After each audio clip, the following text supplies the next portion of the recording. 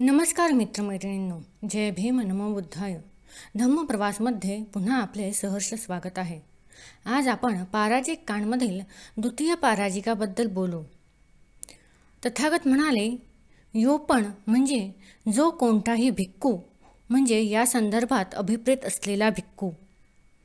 गाव म्हणजे गामो म्हणजे काय याबद्दल तथागत म्हणाले, एक झोपडी असलेले ठिकाणही गाव, 2, 3 किंवा 4 झोपड्यांचे ठिकाणही गाव आहे.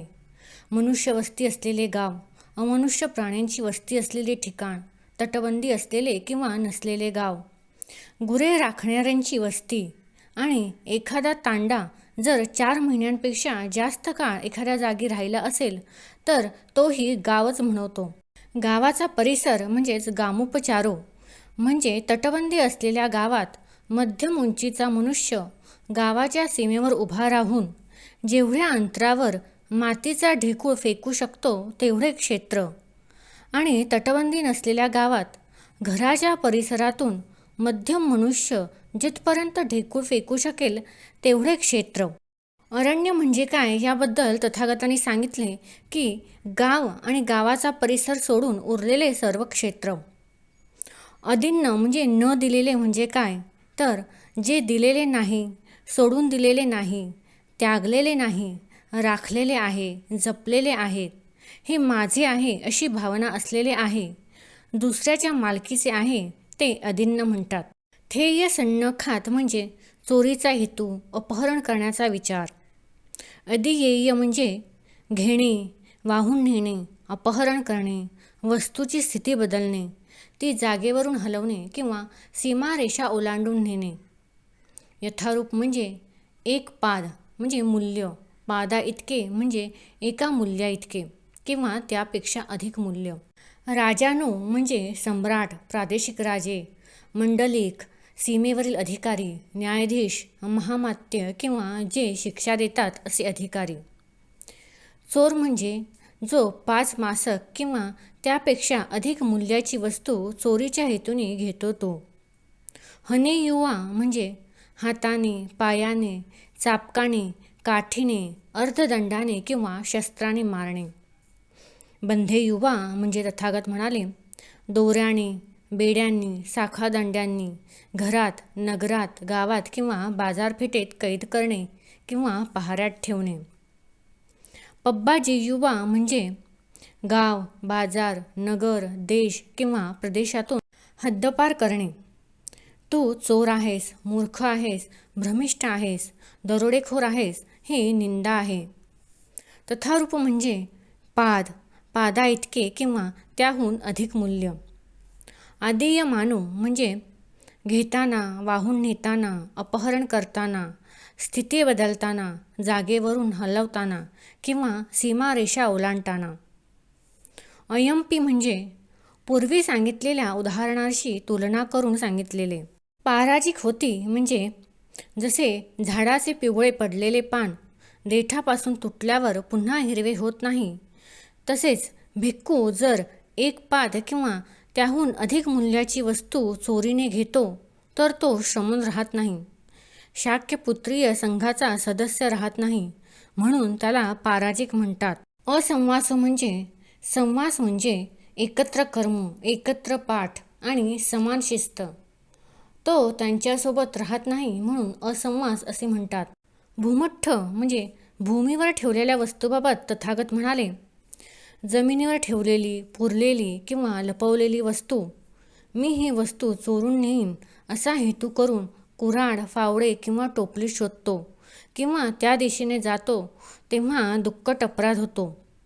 तसेच तेथे उगवलेले झाड किंवा वेल कापतो किंवा माती खणतो, बाजूला सारतो किंवा वर काढतो, भांड्याला स्पर्श करतो तर दुक्कट अपराध. ते हलवतो तर थुलच्छय आणि जागेवरून हलवतो तर पाराजिक. स्वतःचे भांडे आत घालून 5 मासक किंवा त्याहून अधिक मूल्याची वस्तू चोरीच्या हेतूने स्पर्श करतो तर दुक्कट. स्वतःच्या भांड्यात घेतो किंवा मुठीत पकडतो तर पाराजिक. दोराला बांधलेली वस्तू, माळ, गळ्यातील दोरा, कमरेचा पट्टा, वस्त्र किंवा वेष्टन चोरीच्या हेतूने स्पर्श करतो तर दुप्पट अपराध. ती हलवतो, टोकाला धरून उचलतो किंवा बाहेर ओढून काढतो तर थुलच्चे अपराध. अगदी केसाच्या टोकाएवढे जरी भांड्याच्या तोंडातून बाहेर काढले तरी पराजिक अपराध. तसेच तूप, तेल, मध किंवा फाणीत म्हणजेच गुळाचा पाक जर 5 मासक किंवा अधिक मूल्याचे असेल आणि चोरीच्या हेतूने एकाच प्रयत्नात पितो तर पराजिक अपराध. जर तेथेच ते फेकतो, फोडून देतो, जाळतो किंवा उपयोगात येणार नाही असे करतो तर दुप्पट अपराध होतो. मोकळ्या जागेतील वस्तू म्हणजे थलठ्ठ. जर मोकळ्या जागी ठेवलेली वस्तू मी ही वस्तू चोरून नेईन असा हेतू करून साधन शोधतो किंवा जातो किंवा स्पर्श करतो तर दुप्पट अपराध होतो. पण ती वस्तू हलवतो तर थुलच्चय आणि जागेवरून हटवतो तर पराजिक अपराध. आकाशातील वस्तू म्हणजे आकाशठ्ठ याबाबत तथागत म्हणाले, आकाशातील वस्तू उदाहरणार्थ मोर, तित्तर किंवा इतर पक्ष्याच्या तोंडातून पडणारे वस्त्र, सोने, चांदी इत्यादी मी ही वस्तू घेईन असा हेतू करून साधन शोधतो किंवा जातो, तिचा मार्ग अडवतो, स्पर्श करतो तर दुप्पट अपराध आणि ती हलवतो तर थुलच्चय आणि जागेवरून हटवतो तर पराजिक अपराध. विहासठ्ठ म्हणजे उंच टांगलेल्या वस्तूबाबत म्हणाले, खाटेवर, आसनावर, वस्त्रदांड्यावर, दोरीवर, भिंतीच्या खुंटीवर, हत्तीच्या दातावर, झाडावर किंवा अगदी पात्र ठेवण्याच्या आधारावर टांगलेली वस्तू मी ही वस्तू चोरून नेईन असा हेतू करून साधन शोधतो किंवा जातो, स्पर्श करतो तर दुप्पट अपराध आणि ती वस्तू हलवतो तर थुलच्चय आणि जागेवरून हटवतो तर पराजिक अपराध. उदकट्ठ म्हणजे पाण्यातील वस्तूबाबत तथागत म्हणाले, पाण्यात ठेवलेली वस्तू मी ही वस्तू घेईन असा हेतू करून साधन शोधतो किंवा जातो तेव्हा दुप्पट अपराध. तसेच पाण्यात उडी मारतो किंवा वर येतो, स्पर्श करतो तर दुप्पट अपराध. ती वस्तू हलवतो तर थुलच्चय आणि जागेवरून हटवतो तर पराजिक. तेथे उगवलेले कमळ, पांढरे कमळ, भीस, मासा किंवा कासव जर 5 मासक किंवा अधिक मूल्याचे असेल आणि चोरीच्या हेतूने स्पर्श करतो तर दुप्पट अपराध, हलवतो तर थुलच्चय आणि जागेवरून हटवतो तर पराजिक. नौका म्हणजे नावाबाबत तथागत म्हणाले, ज्याने नदी वा पाणी पार करता येते ती नौका. नौकेत ठेवलेली वस्तू म्हणजे नावठ्ठ. मी नौकेतील वस्तू चोरून नेईन असा हेतू करून साधन शोधतो किंवा जातो तर दुप्पट अपराध, स्पर्श करतो तरी दुप्पट, हलवतो तेव्हा थुलच्चय आणि जागेवरून हटवतो तर पराजिक. बंधन सोडवतो किंवा बंधन सोडवून स्पर्श करतो तर दुप्पट अपराध होतो. वर, खाली किंवा आडवे अगदी केसाच्या टोकाएवढे जरी हलवले तरी पराजिक अपराध. वाहन म्हणजे यान. पालखी, रथ, गाडी इत्यादी वाहनातील वस्तू मी वाहनातील वस्तू घेईन असा हेतू करून जातो तेव्हा दुप्पट अपराध होतो. स्पर्श करतो तेव्हाही दुप्पट. ती वस्तू जागेवरून हलवतो तेव्हा थुलच्चय आणि जागेवरून हटवतो तेव्हा पराजिक अपराध होतो. मी वाहनच घेईन असा हेतू करून जातो तर दुप्पट. स्पर्श करतो तेव्हा दुप्पट, हलवतो तेव्हा थुलच्चय आणि जागेवरून हटवतो तेव्हा पराजिक अपराध. भार म्हणजे भारो. त्याबाबत तथागत म्हणाले, डोक्यावरचा, खांद्यावरचा, कमरेवरील किंवा लटकवलेला भार. डोक्यावरचा भार, खांद्यावरील भार, कमरेवरील भार चोरीच्या हेतूने स्पर्श करतो तर दुप्पट अपराध, हलवतो तेव्हा थुलच्चय आणि खांद्यावरून उतरवतो, कमरेवरून उतरवतो, हातात घेतो किंवा हातातील भार जमिनीवर ठेवतो तर पराजिक अपराध. तसेच चोरीच्या हेतूने जमिनीवरून उचलतो तेथेही पराजिक अपराध. आरामो म्हणजेच उद्यान. फुलबाग किंवा फळबाग. उद्यानातील वस्तू 4 प्रकारे ठेवलेले असते. जमिनीवर, मोकळ्या जागेत, आकाशात किंवा टांगलेले.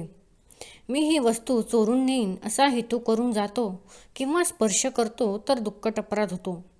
ती हलवतो तर थुलच्चय आणि जागेवरून हटवतो तर पराजिक अपराध. तेथे उगवलेली मुळे, साल, पाने, फुले किंवा फळे जर 5 मासक किंवा अधिक मूल्याची असतील आणि चोरीच्या हेतूने स्पर्श करतो तर दुप्पट अपराध. त्या वस्तू हलवतो तर थुलच्चय आणि जागेवरून हटवतो तर पराजिक. उद्यानावर खोटा दावा करतो तर दुक्कट. मालकाच्या मनात शंका निर्माण करतो तर थुलच्चय. हे माझे राहणार नाही असे म्हणून मालक दावा सोडतो तर पराजिक. न्यायाने वागत मालकाला हरवतो तर पराजिक. न्यायाने वागत स्वतः हरतो तर थुलच्चय अपराध. विहारठ्ठ म्हणजेच विहारातील वस्तूबाबत तथागत म्हणाले, विहारात ठेवलेली वस्तू जमिनीवर, मोकळ्या जागेत, आकाशात किंवा टांगलेली, मी ही वस्तू चोरून नेईन असा हेतू करून जातो. ज्याप्रमाणे उद्यान म्हणजे आरामाबाबत तथागतांनी सांगितले आहे, त्याचप्रमाणे विहाराच्या वस्तूबाबत सांगितलेले आहे. शेत म्हणजे खेत याबाबत तथागत म्हणाले, जिथे धान्य किंवा इतर पिके उगवतात, शेतातील वस्तू जमिनीवर, मोकळ्या जागेत, आकाशात किंवा टांगलेली, मी ही वस्तू चोरून नेईन असा हेतू करून जातो. स्पर्श करतो तर दुक्कट अपराध.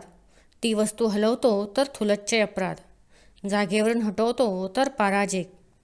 तेथे उगवलेले धान्य किंवा इतर पीक जर 5 मासक किंवा अधिक मूल्याचे असेल आणि चोरीच्या हेतूने स्पर्श करतो तर दुक्कट.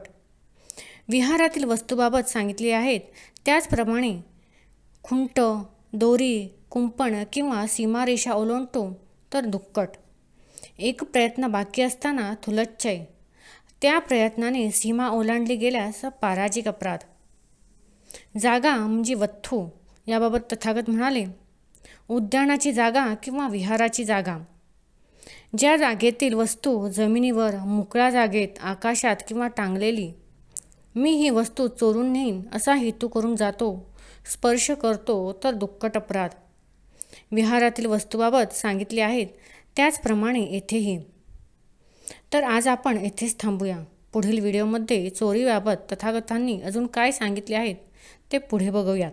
जर तुम्हाला हा व्हिडिओ आवडला असेल तर सबस्क्राईब, लाईक, शेअर करा आणि काही सूचना असतील तर कमेंट करा. व्हिडिओ पूर्ण ऐकल्याबद्दल आभारी आहोत.